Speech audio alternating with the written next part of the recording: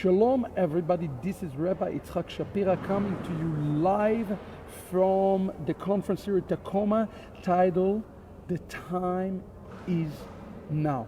As we conclude this conference, I would like to bring you a very special guest to talk to us purely from the Hebrew language about the connection between the Hebrew language and the redemption of Israel. We're going to talk about some incredible things here today. I have in the studio with me somebody that I believe is truly the highest authority in the Messianic Jewish world on the Hebrew language. A scholar, academic, Dr. Danny Ben-Gigi has been, I can give you all of his credentials, but he's now the former head of the Hebrew department in Arizona State University. Dr. Ben-Gigi is a well-known author, speaker, teacher, and most importantly, is the lover of Yeshua HaMashiach. And especially for you, those of you who are watching us now, our Talmidim, Yeshivat Shuvu, Ahavat Ammi Ministry, I'm asking you right now for the next 15 minutes to do me a favor and to hit share and like, because some of the stuff we are going to share with you right now from Dr. Ben-Gigi, look, they are not only scholarly, they are biblically correct. So you're going to learn some amazing stuff right now. The connection between the Aleph Bet, the Hebrew language, and the redemption. First of all, Dr. Ben-Gigi, Baruch Haba, welcome. Welcome, Shalom, Rabbi Shapiro. Pleasure. It's so good to have you here. In your opinion, I mean, the Hebrew language, why is it important for everybody to know Hebrew in understanding these times, the season, understanding the Bible? Why is it critical? Let's start there. So let me ask you, do you like steaks? I do, if it's a good steak. Okay, what kind of steaks do you prefer? And I'll connect it to the Hebrew. What kind of steaks do you prefer? Ribeye. You like ribeye. Okay, you like it well done or medium well? Medium well. So now picture this. When you get your steaks, it's very good, juicy, and it has it smells good, and you put the spices. Now picture a box, a machine that size. Yes, right? Yes. And I'm taking the steak away for you a moment before you have the chance to eat it, and I'm dropping it into this big box. Yes. Now in this box, there are also on the two sides there is a little pump that is pumping enzymes and digestive enzymes. And there's also some kind of an artificial teeth that will chew it up, or the whole steak that you have there, yes, for about 10 to 15 minutes. Now, when I take out this little goo out of this, this kind of dripping, yes, and I'll let you eat it, that will be learning the Bible in English. It's chewed up already, it's already digested, and you get the nutrients. Don't get me wrong. If you study if you study the Bible in English, you will get all the nutrients that you need. But it's not going to taste like a steak. No, it's not going to taste. It's not going to taste like a steak. So the Hebrew is the real steak. Or if you're vegetarian, anyone here is vegetarian, you can put a quinoa there with some garlic and rice and whatever, good stuff. So I like this example that we used to have black and white TVs, then we had color TVs, then we right. had 3D TV. Today we have a virtual reality TV. The language of Hebrew give a power almost to see the Bible in another dimension. Absolutely. Now, you are a Hebrew scholar without the doubt, and you are passionate about the Hebrew language and teaching the Hebrew. Do you see when people come and learning Hebrew that the revelation also in understanding God, the end times, and the Bible itself it's going to another dimension? It's completely an extra dimension. And I can give you examples from here to to the gates of Jerusalem. I know you can. But we can share, I don't know how much time we have here. We do. So let's, we've been talking this week here, the time is now. By the way, I should mention your website. This is a ministry, if you want a scholarly resources that are really supported by to support a Messianic Jewish Israeli, you should go. It's Hebrew World. Actually, the other one, it's Hebrew1.com, and the one Hebrew. is not. Yeah, Okay. it's not the O and E, but the Hebrew And the the number number one.com. Check it out, Hebrew1.com, and I'm telling you guys, I saw some of those resources. I'm bringing it immediately to Yeshivat Shuvu. They are that good. So we are endorsing it. Yeshivat Shuvu endorsing it. Rabbi Shapira endorsing it. I don't know how many of you know Danny Ben-Gigi. Get those resources. They're amazing. So we've been talking about this concept of the travails of the Messiah. That has been a big topic that we've been discussing. So you have a new revelation purely from the Hebrew language. Right. Except for it's not new revelation, it's a very old revelation, but it might be new to some people now. So I want to ask you, before you give us the revelation, a question. So we study Hebrew, a modern Hebrew. Right. People need to understand, although it's a mother language of Eliezer ben Yehuda recreated, it still has its root in the biblical language. Absolutely. And every word that Ben Yehuda, and by the way, Eliezer ben Yehuda, the man that revived the Hebrew language, you know, he had a certain kind of kadachat, a fever. And when he went to his doctor, the doctor said to him, I think that you better not embark into this job because you may have a year or two to live. And he sat down and rewrote the Hebrew dictionary based on the Bible and outlived his doctor by 28 years. Amazing, amazing. Guys, I want you to hit right now, share and like. This is an exclusive interview with Dr. Danny Ben-Gigi, a real scholar of the Hebrew language. So let's talk about the travails of Mashiach. What do you see now? Put your with your doctor hat on and teach us a little bit. Well, let's talk about the real flavor, and much more than flavor. It's a very serious issue.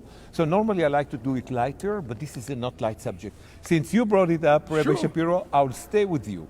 So what they say travail, or else you see it in the movies, they call it the Passion of Christ, and all those kind of names.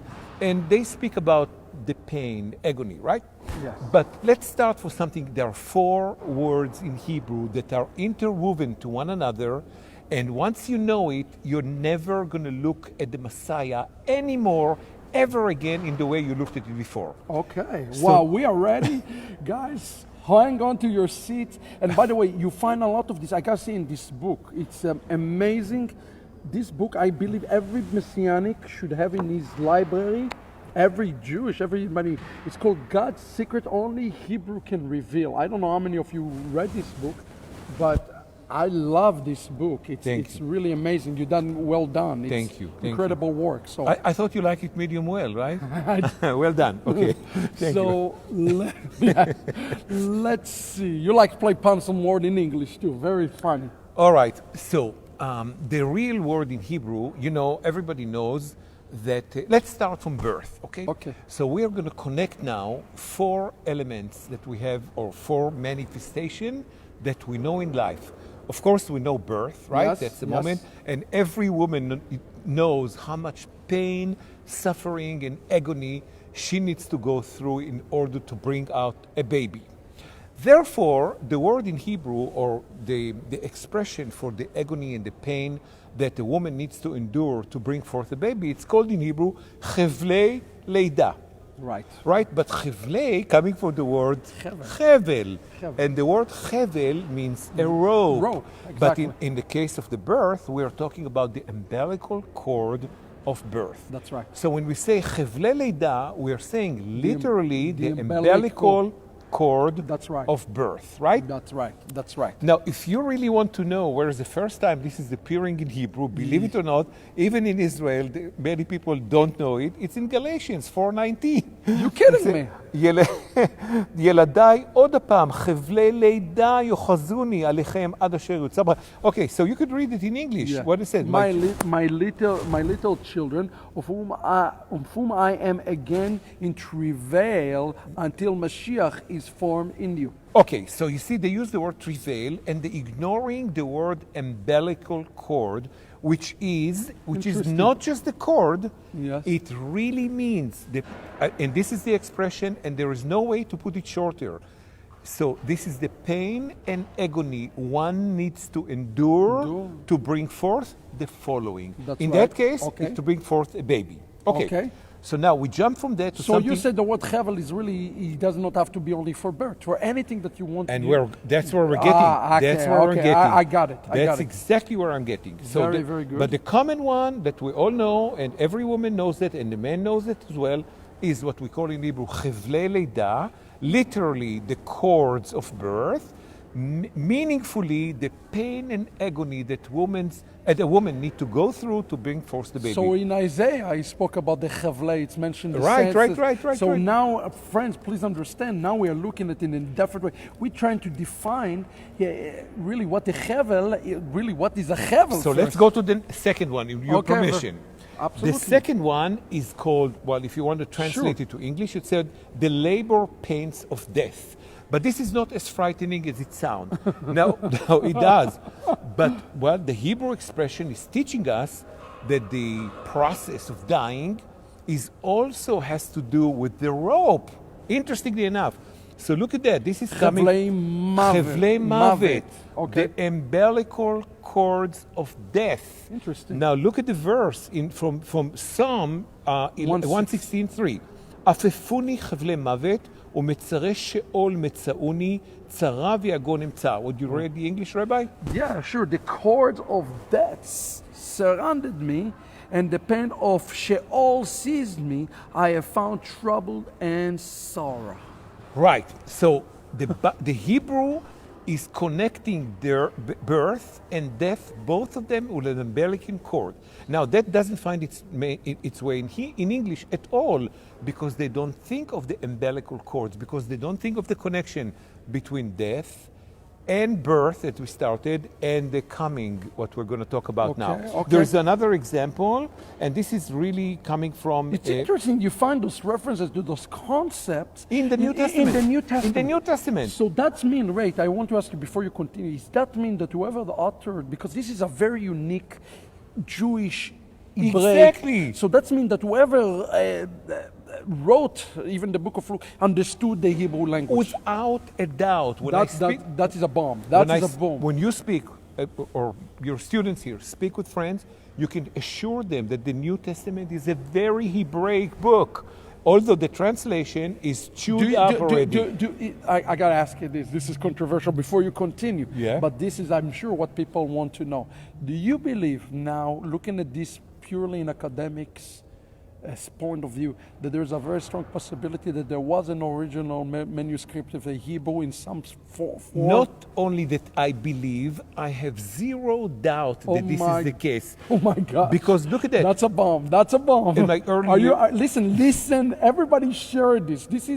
This is not Rabbi Shapiro telling, this is Dr. Danny Ben-Gigi, who is the highest authority that I am aware of the Hebrew language. Please explain it. Well, there are highest authority. No, there's his authority, but I'm talking about the fact that, look, I want people, yes, you are a Messianic believer, but I want your opinion now based on many things. For instance, there are many idioms and expressions in the New Testament that when you read them in English or you read them in Greek, they make no sense. For instance, right.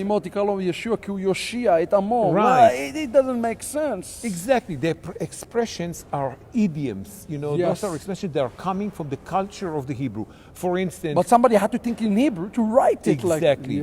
So I was sharing an office in my early years at Arizona State University with a Greek professor of the ancient Greek. And I bet you had some fun chats. Yes, and he was a Christian teacher. Okay. And it came from him, and he's telling me, look, Danny, let's admit the truth here. The New Testament, the Greek of the New Testament is, I don't want to say the word, but he used the word poor. Interesting. But, I need to make a kind of a correction here. Okay. Not poor in spirit. It's very rich in spirit, and it's very deep in the spiritual power. But in terms of language, many mistakes, grammar, syntax, and so on. There was a rabbi, I got to tell you, his name was Yechiel Tzvi Lichtenstein. Yes. And he proved, look, he was a Messianic scholar in Greek and scholar in Hebrew. And he says, whoever copies some of those things to Greek make mistakes even. Yes. Because in the Hebrew, it could be that it's even some sort of, the Greek had some challenges. The reason, Rabbi Shapiro, that nobody, you look at, and you can see it throughout the book, except for the book of Hebrews Yes. is written in very good Greek. Interesting. But all the rest is written in kind of Greek that you can, Wow. it's compared to somebody that comes to a new country and within 5 years will write a bestseller. So if I speak English and you speak English, Yes. our listeners can tell, I would have said it differently because we think in Hebrew and we utter the words in English. So this is how the New Testament sounds when you go back to the Hebrew. Wow. And you can see the source must be without a doubt Hebraic. But let's go to the next one. This is a bomb for our, listen guys, please share this.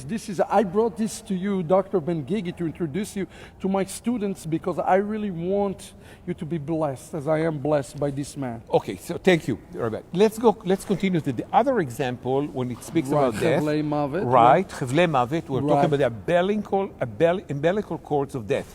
וכאשר עפפו אותו חבלי מוות, התפלל בחוזקה, ונטפי זעתו כנטפי דם גדולים ירדו ארצה.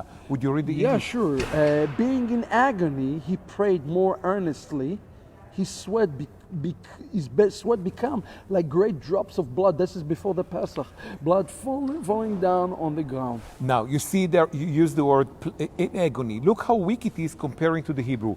And when he was surrounded, wrapped with the umbilical cords of death. Wow. And in English, pain. No, Do you see the weakness of that?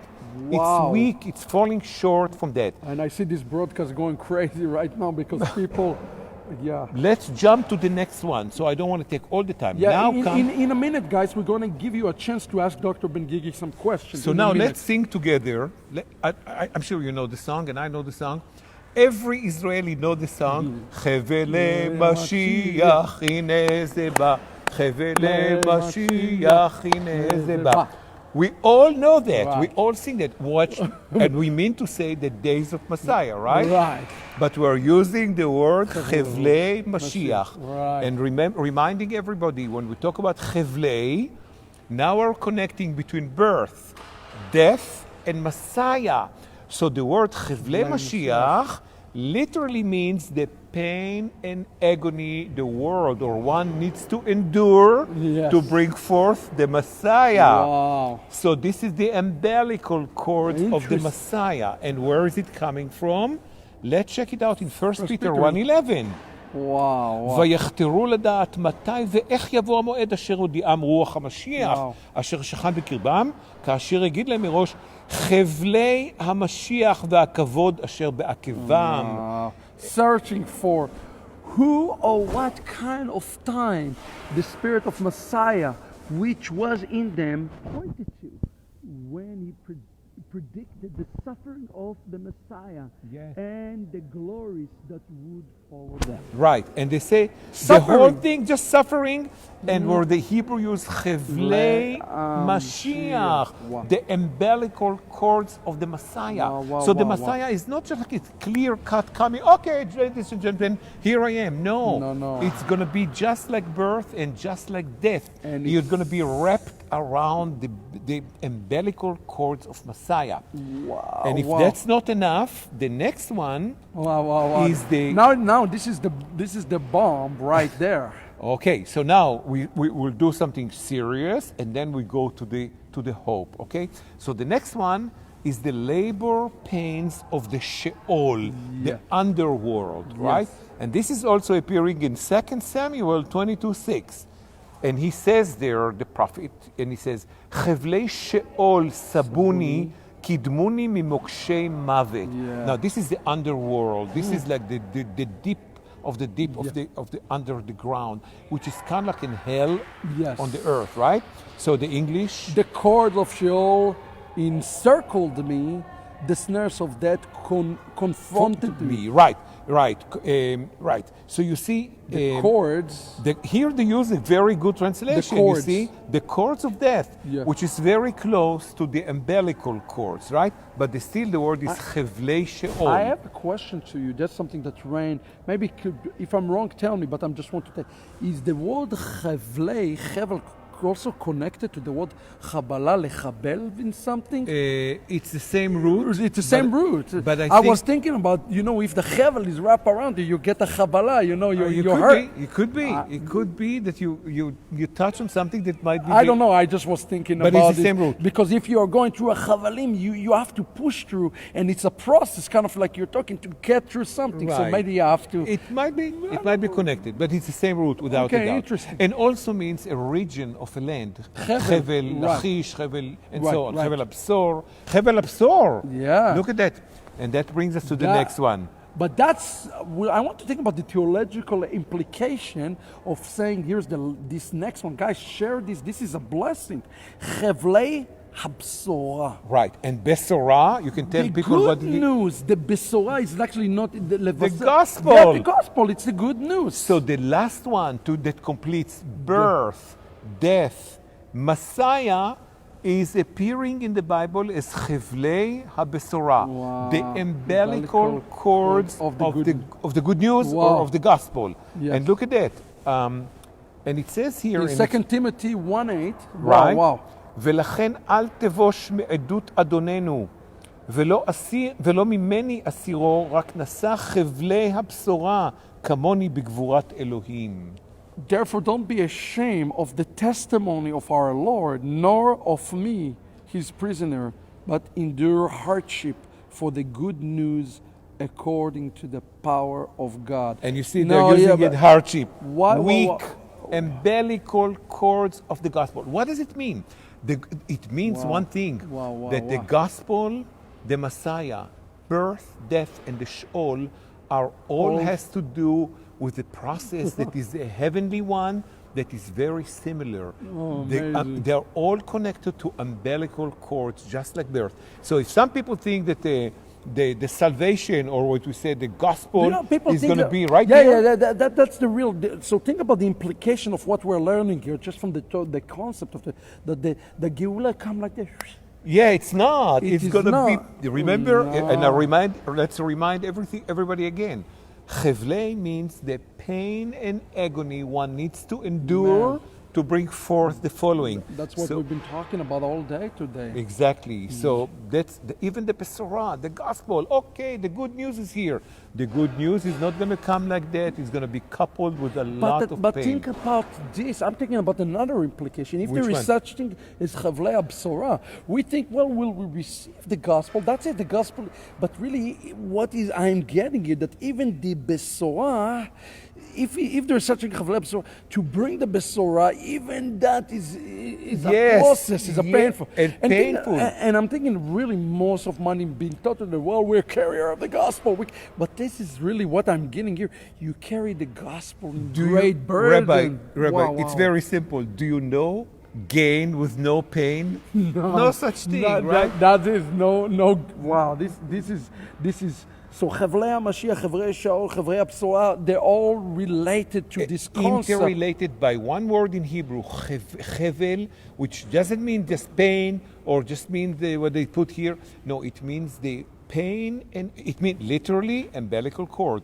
Meaningfully, the pain and agony one needs to endure to bring forth the following. Yeah, but I was thinking about this also. This is another thought I make. You know what you call in Hebrew terrorist? Mechabel. Yes, from the same right. Terrorist. So there is the Hevel, but there is somebody who always tries to do he's the adversary in essence. He's the Mechabel. And it's a shame. And you know what? The word shame is also the same root. Chaval. Chet bet lamed. It's a shame, right? Wow. This is the beauty of the Hebrew language. And you see the number of people are just going, guys, get into Yeshivat Shuvu, get Danny Ben-Gigi, resources. Guys, this is open the Bible to you in another way. This is amazing. I hope that you'll invite me again. We can share another. That's lots of fun. I want to give a chance to people for a second to ask questions. Oh, absolutely. So guys, if you have a question right now, we're going to take about 5 questions for Danny Ben-Gigi. Just type them in. Here's one question people ask me. Yes. And I would like to have from you a technical. For a moment, get technical with us. Okay. We as Jews do not pronounce God's name. The four consonants. Okay. Okay. So, we don't do it.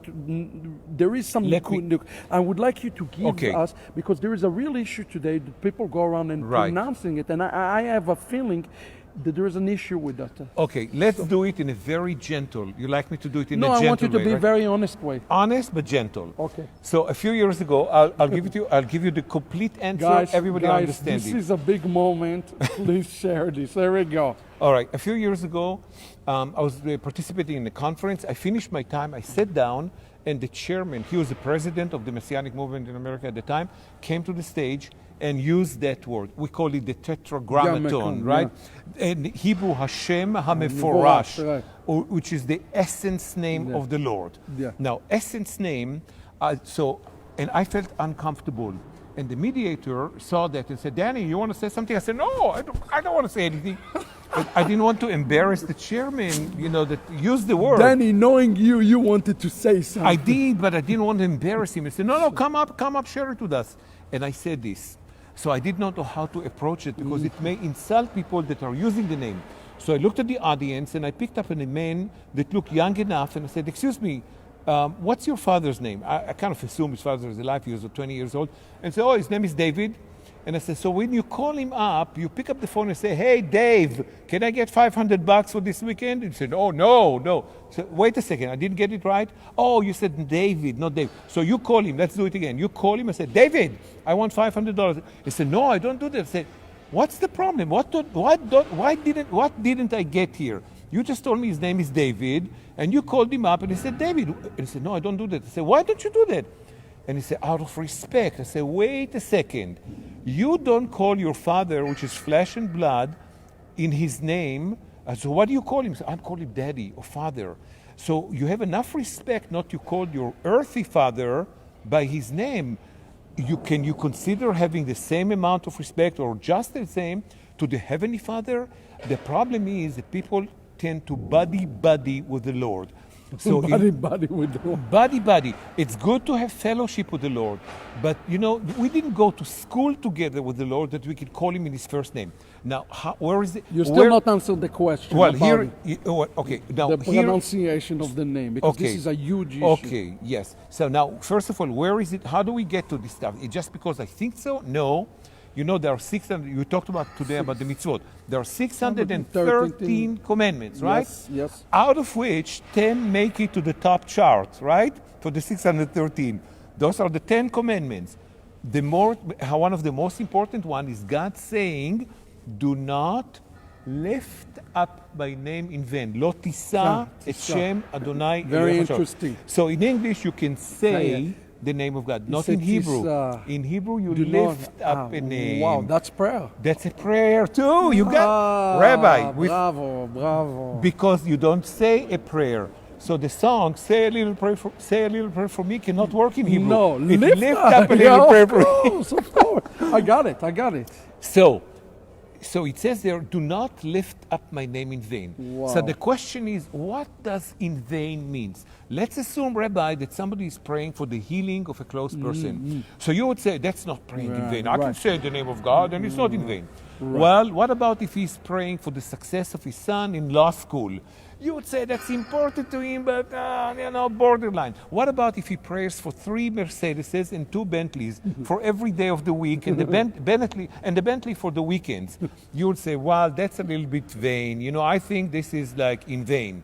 If you say the name of God for asking for 3 Mercedeses and 1 Bentley and maybe another BMW, that might be in vain. So the point is that we don't really know where is the line that separates vain and really justification. So it's dependent the kavanah of the person. Exactly. So from you're coming from Israel as a rabbi, and there are 2 ways to approach the law. One is called the no big deal approach, kula, right? The no big deal. The other one is called chumrah.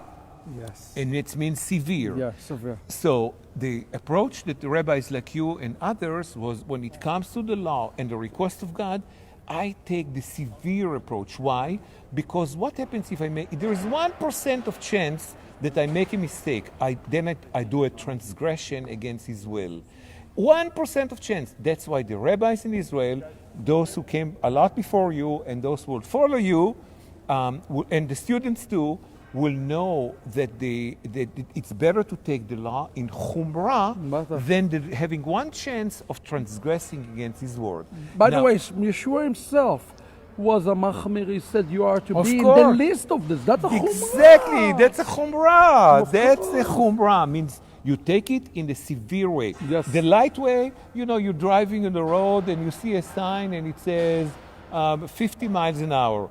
You look around and say, do you see any cop here? No. Okay, so let's drive 70. That's kula. No big deal, No big deal. But what happens is, you're going now with a truck that has a 5-foot clearance, right? And you're driving in the middle of the desert and there's nobody there. And suddenly you see a bridge. That came from Frank Sickets, my friend, the teaching. You suddenly see a bridge in front of you. And you said to the guy, the driver, hey, Jim, what is the height of your car, of the truck? It's 5 foot. He said, well, the clearance, the clearance says only 4.9. And said, do you see any cop here? Who cares? You're kula. Well, you know what happens. You crash into this. Right. So the idea is you cannot break God's laws. They break you. That's what we call in Hebrew the kal v'chomer, the Kal v'chomer. That's all related to it. From my purely linguistic point of view, you put the yud and the hey, and why is it so problematic? Okay, let's get technical. Let's get technical. Okay, let's technical, but let's take also, if you don't mind, No. let's get meaningful of those. Okay, so now... Guys, please share this right now. I brought down Ben-Gigi because I really believe that this is a treasure. This man is a treasure to the body of Messiah. And we really want to invest in you. So I hope this is blessing to you, this special interview. Continue. Thank you. So let's take a look at those 4 letters that make up God's name. Yes. Yud, Hey, Vav, and Hey. Well, think about manifestation of life that you really recognize. We recognize past, we recognize future, and we recognize present. Past we remember, future we can hope to, and present is what we can see and feel and touch and so on, right? Okay, so look at the word for was in the past, haya. Haya. And it's made up the words hey, yud, hey. Wow, you say, what a coincidence. 3 exact same letters make up God's name. Wow. But it's just a coincidence. So let's look, what about the future? What about will be? Yeah. Yud, yeh. Yud, hey, yud, hey. Twice. And each one of them is Yah, like in Hallelujah. Yeah, right. God's name. And you say, I still think it's a coincidence. Then you go to the present. What is present in Hebrew? Hoveh. Hey, Vav, Hey. 3/4 of his name are already in the word present. But if you still believe it's a coincidence, look at Genesis 1. Many people, even the pastor today, was reading that, and I didn't want to correct something. But the notion is that people translate it in English and say, in the beginning, and God said, let there be light. And I say, this is a very weak, chewed up steak already. No way that God would say, let there be light. What is let there be light? Like he is saying the word and expecting some other mechanism to create the light? What it kind of implies that there is kind of mediation between him uttering the words, be light. So but it's a plan that he did not really actually create it. No, exactly. But we know Hebrew, you're a rabbi. He said, Yehi or. And what is Yehi? Be light. Wow. Be light. Well, יהיה שקט, יהיה גדול. So it's an imperative. It's like Lashon Tzivur. Exactly. That's imperative. That's what imperative is. I learned something new in English. Okay. It's imperative. That's imperative. Or the command. He said, be light, and it's been light. So there is nothing. So there is nothing needed between Hashem and the actual deity. Exactly. Wow. There is nothing needed to mediate between his word. So that means that he now look at those words, be light, Yehi, Yud, Hey, Yud. Wait a second, past, future, present Infinite. are part of his name. And then he creates using the letters of his name. So that's why we think, we don't know, but we think that the commandment says do not use those names. God has 400 names. Hakadosh Baruch Hu, Elohim, so many names. But he's infinite. And he's infinite. He's infinite. And we're using... So really, if we try to pronounce his name, what he's doing exactly what he said not to Maybe do. we're... Make him like a pestle and masecha. Also, we try to put him in a box. Exactly. We're trying to contain him. Exactly. And also, maybe that we are interfering with the creation. Because he created the light using his part of his name. Yud, He, Yud, Yehi. And when we start using it, we're putting ourselves too much to his domain. To the order of creation. Because otherwise, why would he put in one of the top chart, in the 10 commandments, the request, do not lift up my name in vain? What did he mean by that? Why not using my name? Because he used his own name for creation. Wow, that's and maybe that's why he wanted to know, people, you're there, I'm here, you can love me, you can fellowship with me, but we're not buddies, we do not go to school together. Wow. Let's take one more question. That's come from one of my Talmidim with Lance. He says, the Greek of the Brit HaChadasha, could it been used in the same way as Yiddish or Ladino, and that translator have missed it? The Greek of the Brit Hadasha, well, to understand, to get you an answer, what's the name of the person? Lance. To get you an answer, you need to say the settings of the Greek in the Brit Hadasha. There is, without offending anyone, and I know some people may listen to us now, and they study Greek and they went to school. With all due respect to Greek, which I really don't have that much, but with my limited respect to Greek, you have to understand Greek is a language of pagans, written by pagans for pagans. It's not Lashon Kodesh. It's not Lashon Kodesh, but those pagans happen in the history to conquer the Holy Land and impose their statues on the temple and impose their language on the land. So you couldn't make it there, Lance, in the country during that time without knowing Greek. Like many people, let's say in Arizona or in California, they can come from Mexico, but if they don't learn English, they cannot get a real job. You understand it. So they could not get a job or anything in Israel at the time without knowing Greek. So now, after a generation or two, the children, they had to know Greek, they learn Greek. It is not a holy tongue, the Greek, but they had to use it because this is a language that people communicate, and they had to write the Bible in English, in Greek. But we do believe deeply that there is a version of the Hebrew New Testament, without a doubt. But also history is always written by winners, never by losers. So whomever found something like that had a good interest to hide it, to burn it, to do something to that, so people will not know the connection between the New Testament and what this wonderful rabbi is trying to teach, that is interwoven into the Mashiach in the Hebraic way. Amen. Chaverim, listen, we bring you this is, as they say in Hebrew, al ktsei hamazleg, on the tip of the fork, just to whet your appetite. I want to tell you about an amazing piece of software. Can I borrow this? I'm actually going to make it a requirement for all my students to have this. Yeah, we're going to make it so my students. What's the cost of this thing? Do you know? What is the cost? We'll do something new. We will do something, but I want you, listen, guys, if you refer to this through Rabbi Shapira, you're going to get a discount, okay? But you have to mention that you watch this broadcast and contact Danny Ben-Gigi and you say, I want the Shapira special. I'm not getting a penny out of this. I don't want to get a penny. I want you to learn Hebrew. And I tell you, Danny is going to bless you because he wants you to learn Hebrew. This is called the Hebrew English. It's upside down now, but it's called the Hebrew English Phonetic Bible with revolutionary accent mark. Look, this is something that is really bothering me. People read Ba'aretz and they butcher the word. You pioneered a unique method to allow people to read the Bible with phonetics properly. Yes? Well, the idea behind it was like many people in groups and in even leadership, and you don't know how many phone calls I'm getting. I'm going to a speech. Can you tell me how to say it? Why? Okay.